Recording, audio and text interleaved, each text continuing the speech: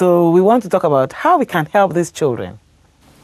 In all areas, especially in their area of diet. In their diet, yeah. Because we see a lot of children that are allergic to quite a number of things. Yeah. And we also would like to educate the parents on how they can address their environment, especially when they are pregnant or before they get pregnant. They try as much as possible to keep their... Like we see there are a lot of environmental factors that are affecting health these days. So many things are in our environment, for example, amalgam fillings. I would advise that as we women, we should avoid putting amalgam in our mouth as a filling. You're better off using another material, preferably composite. And you can also look for a dentist, a holistic dentist, that will do biocompatibility for the product that they're going to use in your mouth before they use it as a filling material. But amalgam is definitely out of the way. Sweden has banned amalgam fillings, and there's so much research about how heavy metals affects brain development. So, and if you as a mother have amalgam in your mouth, even while these amalgam fillings are there, they seep into the blood and could create like chronic ailments as you grow older, like Alzheimer's and all these neurodegenerative problems. So it's better to avoid it from happening. So you cut out your amalgam fillings. You don't have amalgam fillings. I think you assume that everybody knows what amalgam fillings are. Oh. Amalgam fillings is the silver fillings we go and put in our mouth with the dentist. It's not just silver. We call it silver filling. Yes. But it is not silver. It's an alloy that contains 50% mercury, copper, and tin, and some other metals. And heavy metal toxicity is a serious problem. And it's one of the signs, it's one of the problems that children with autism face a lot of time. We have to desensitize, or we have to, how do you call it? We have to do like a detoxify. We have to detoxify. Like a heavy metal detox. Yes. But you cannot do this at home by yourself. You have to ask for specialists' advice and care. Because, like I said, I've been talking about, since the beginning of this year, we've been talking about detoxification. It's the foundation to everything in natural medicine. But there's a process, especially with autistic children. You have to open so many other channels before you can focus on detoxifying the heavy metals. So there's a particular sequence to doing it. And you have to be careful. Yes, you have to be careful, because a lot of these people, a lot of families that go to quacks end up sometimes even killing the children. So detoxification is a process that you need to really seek the specialist. And there are so many ways, like the food sensitivity. We start from the very basic food sensitivities. Yeah. A lot of our children are sensitive to gluten. That is what you find in flour, bread, in barley, biscuits. So there's on this program, we've been talking about the 12 bad foods. The first 4 things on the 12 bad foods list is wheat, barley, rye, and oats. Yes. They contain gluten. So it's better for you to avoid. Some people will say oats doesn't contain gluten, but it also has a protein that acts in a similar way to the gluten that you have in wheat. Yes. So it's better to avoid it, especially for autistic children. Yes. Also, some of them have a sensitivity to milk. Milk, especially when the child is not sleeping at night. You find out that when parents start to cut out milk from the child's diet, you find the child sleeping better. That is because a lot of them have what we call the leaky gut. Yeah. That is, there are holes in their intestines. And before that is digested in their system, when they go to bed at night with milk in their system, you see that they have this bubbly, you know, when your tummy is rumbling. But because a lot of them do not use their voice, they don't talk.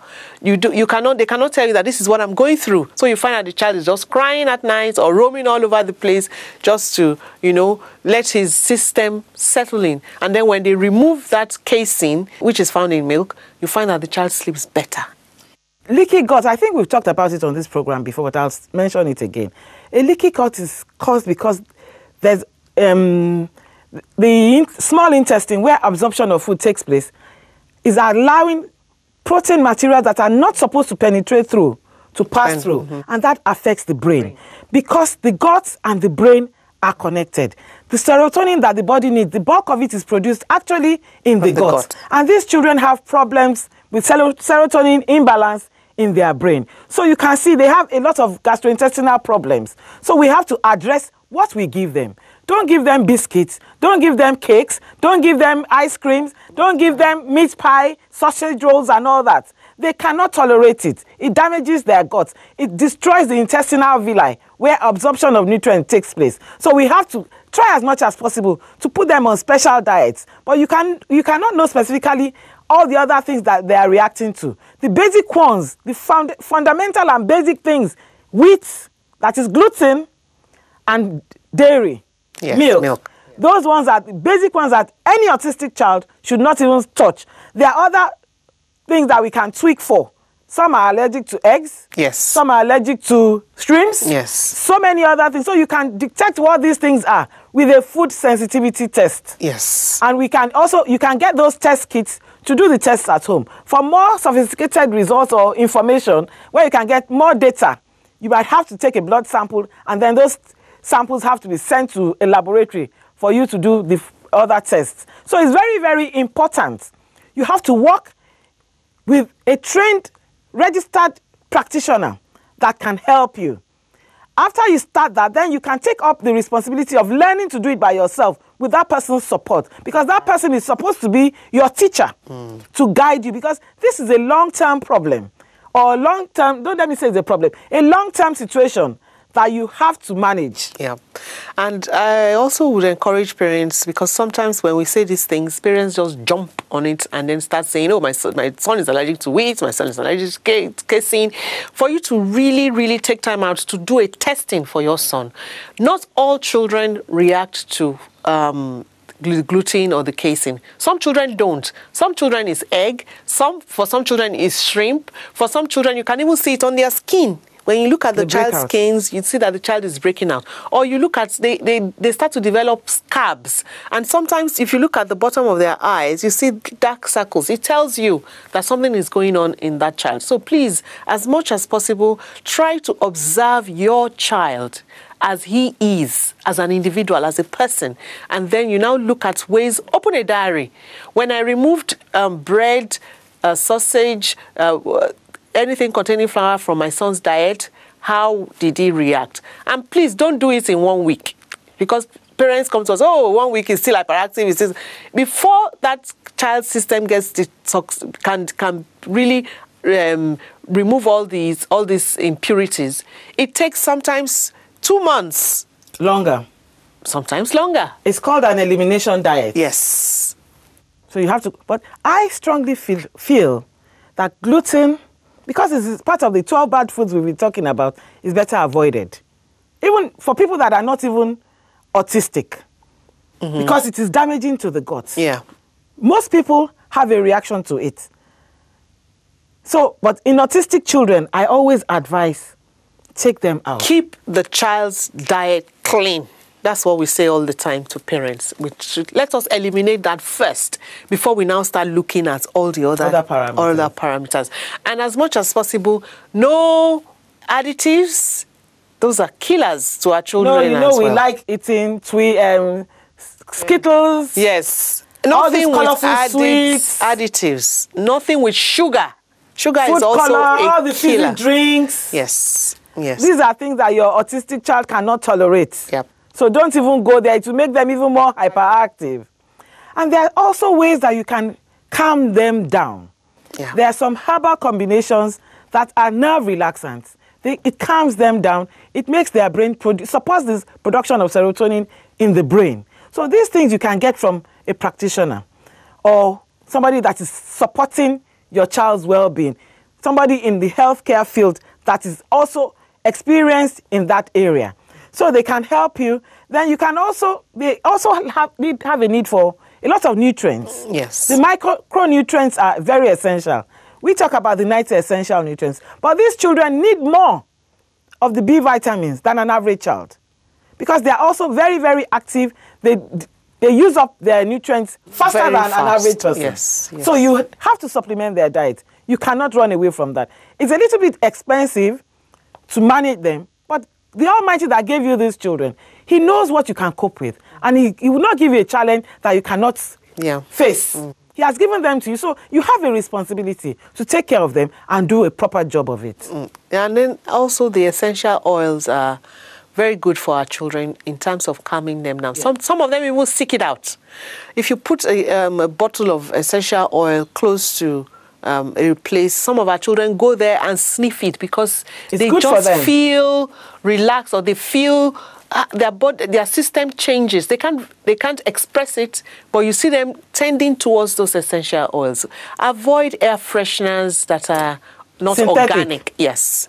So try as much as possible to, if you are using if you have a child with special needs, not only autism, try to use essential oils in your house. Use the diffusers to diffuse it. There are local diffusers as well. The one that they put the candle underneath. It's not as good as the electric one. Yes, but because the electric one comes out like steam. For those that can't afford it, we always advise sometimes that they add a little bit of water to bring out the steam. Well, that's true. That is cheaper. Yes, that's cheaper.